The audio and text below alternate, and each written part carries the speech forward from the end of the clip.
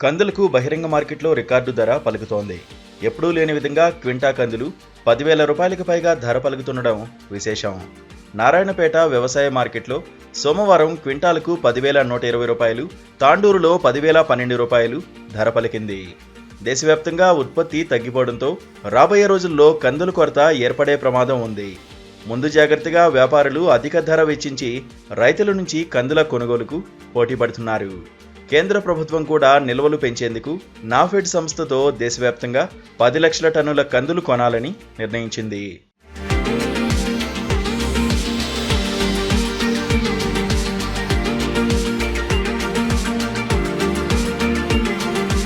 తెలంగాణలో మార్క్ఫెడ్ ద్వారా 50,000 టన్నుల సేకరణకు అనుమతిచ్చింది.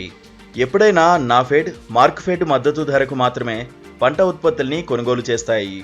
కానీ తొలిసారి నాఫెడ్ సంస్థ మార్క్ఫెడ్ ద్వారా వ్యాపారులతో పోటీ పడుతూ మార్కెట్ ధరకు కొనుగోలు చేస్తోంది. మద్దతు ధర క్వింటాలకు 7,000 రూపాయలు ఉండగా నాఫెడ్ నిర్ణయించిన ధర ప్రకారం 10,000 రూపాయలకు మార్క్ఫెడ్ కందులను కొనుగోలు చేస్తోంది. వానాకాలం సీజన్లో రాష్ట్రంలో 4.74 లక్షల ఎకరాల్లో కంది పంట సాగు కాగా 2.37 లక్షల టన్నుల దిగుబడి వస్తుందని అధికారులు అంచనా వేస్తున్నారు. మార్కెట్లో భారీ ధర పలుకుతుండటంతో కంది రైతులకు గిట్టుబాటు అవుతోంది. రాబోయే రోజుల్లో కందిపప్పు ధర కిలో 200 రూపాయలు పలకవచ్చని అంచనా వేస్తున్నారు.